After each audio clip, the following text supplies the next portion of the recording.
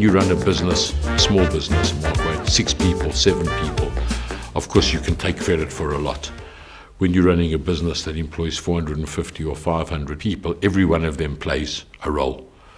So the question comes back to how do you manage a business like this? What's the leadership like? What do you do? So I was the CEO of the company until 2 years ago, or 18 months ago, when I stepped up to the executive chairmanship role.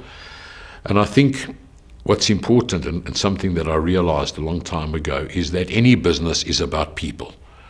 So I say to our people, property is our commodity, but people are our business.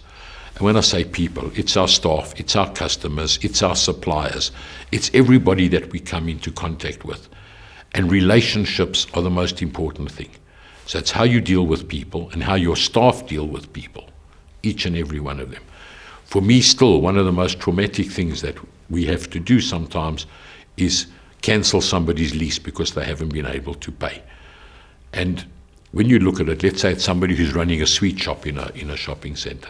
That guy's relying on that business to pay his school fees, to put food on the table, to do whatever he's got to do.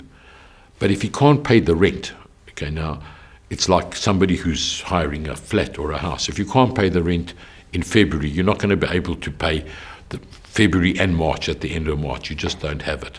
And unless there's a compelling reason, a creditor or something, or a debtor hasn't paid him, he's not going to be able to pay 2 months. So at a point in time, you have to go to the guy and say, look, you're not making it. It's better for you to close. Let's come to an arrangement on the arrears and go. But nevertheless, it's still traumatic, and it's how you deal with that person.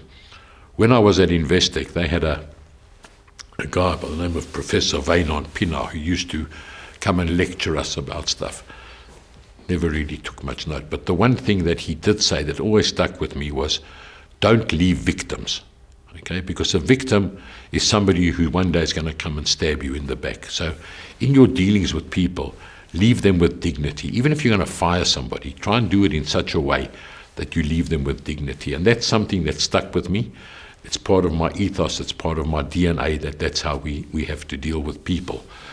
So we have the staff. I see myself, if you talk about leadership, as a conductor of an orchestra. If you think about, I'm not a great musician, I'm a bit tone deaf, but if you listen to a symphony concert, here's 70 or 80 people, each playing an instrument, a guy who's sitting and conducting, and every person is playing their instrument at the right time, at the right pitch, at the right volume, and he's conducting it. So his job is to say, this is the piece of music that we're playing today. This is how it's going to be played. This is the tempo. And that's how it works.